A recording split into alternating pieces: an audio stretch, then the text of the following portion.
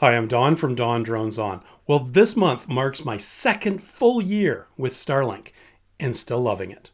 Let's check out how things have improved over the years and a quick look at how my setup has evolved as well.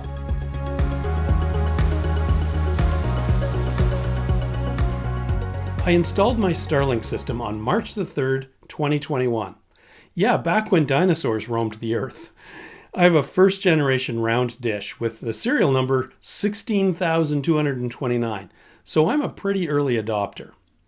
Way back then, there were only 812 satellites in service, compared to 3,538 now. So I experienced a lot of outages due to obstructions or simply having no satellites in view. I still get obstruction outages due to my trees, but they are 2 hours apart on average, and I haven't seen an outage due to no satellites for over a year. I started to systematically keep track of my speed and outages a few months after receiving the dish. I figured it'd be interesting to see how things improved over time, and thought people like you would like to see some real-life, valid statistics with both the highs and the lows, not simply the occasional, wow, I just got 500 megs, the kind of stuff you see on Facebook from time to time. As you can see, this has allowed us to observe clear trends, like this one, where the average download speeds dropped steadily over the course of 2022. The working theory, of course, was that the number of subscribers per satellite was increasing, leading to congestion. Well, here's the number of Starlink subscribers shown on the red line, and it's still increasing rapidly, now over 1 million according to Starlink. And the number of active satellites is also increasing, over 3,500. But you can see the number of subscribers per satellite here on the blue line is also increasing. The mystery is why the speeds have taken a positive leap ahead, magically bouncing back over the 100 meg mark since November 2022, despite the fact that the subscribers per satellite ratio continues to rise. You would think the increased number of people per satellite would mean even more congestion, but apparently not. It could be that the newer laser-connected satellites are helping to reduce the congestion on ground stations by distributing the load better. I'm not sure what the technical explanation is, but I certainly welcome the change in the trend. Let's take a closer look at my March statistics. My average download speed, based upon 60 observations, was 119 megabits per second, somewhat slower than last month, but still well above 100. Upload speed was down a tad compared to last month at 8.3 megs. Ping, on the other hand, was marginally better at 54 milliseconds. And again, these are averages based on 60 speed tests, evenly distributed between morning, afternoon, and evening. Here's a histogram, for those who appreciate histograms, showing how those speed tests varied. This time ranging from a low of 23 megs to a high of 243 megs.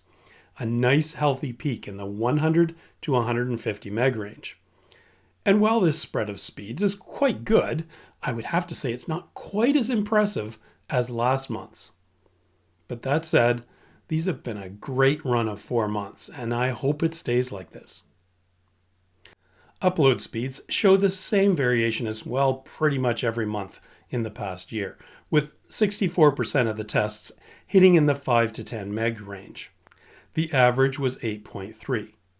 Slicing the data by time of day shows a pretty typical trend, again, with speeds in the evening roughly half of that of the mornings. But again, 83 megs down in the evening hours is still very respectable. Compared to last month, it looks a bit sad, but February was such a spectacular month. The other two metrics that I've been tracking are related to dropouts and overall outage time. And thank goodness, the weird trend appearing over the past few months has reversed. This graph shows the number of dropout events I experienced per hour.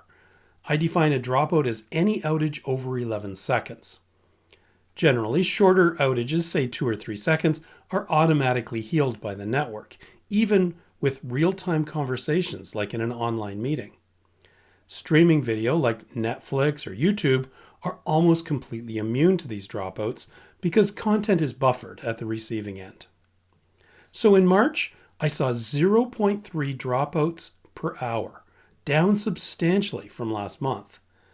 Looking at the app's obstruction view gives me a clue. My view is now considered unobstructed. They seem to have somehow tweaked the definition of obstructed a bit to be more accepting of the natural landscape. You can see here that my horizon line is all jaggy, showing the tops of the trees as black, with only a small amount of area classified as obstructed, the red bits. In the past, much more of the horizon line was painted red. If this holds going forward, it will actually satisfy a request I put forward a while back that Starlink learns about permanent obstructions and stops looking for satellites there. This would be fantastic if it's true. Oh, and by the way, since this is a video sort of celebrating 2 years of Starlink, here's the same graph showing the first few months at full scale. It's kind of scary to look back at all those dropouts.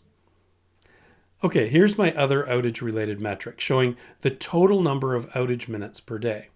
Again, a big improvement over February with half the obstruction outage time, which is great. So that's it with the metrics, but I thought you guys might be interested in seeing my network setup these days, particularly since there's been so much interest in a video I did back in 2021 talking about different ways to set up your home network. The short story? I've simplified a lot, and it really works well. Here's my network configuration from back in March of 2021. I had replaced the Starlink router with a heavy-duty Unify gateway router I had kicking around, and I used that to load balance between my old landline internet connection and Starlink. It also allowed me to remotely access my very old security camera setup. I had a couple of access points for phone and tablet wireless connections. But once I cut the umbilical and went 100% Starlink, I no longer needed that fancy router. So I put the Starlink router back in place and hung my entire network off of the single aux Ethernet port. I don't use the Starlink Wi-Fi for anything, by the way. I have 2 Ethernet switches acting as splitters to handle the topology of my house. I still have main computers and my TVs hardwired to that Ethernet wire, but mostly because they already were, so it was easy to leave them that way. I have 3 Unify access points distributed around my property for wireless access, including phones, 25 or so smart home devices, and a set of Blink wireless security cameras.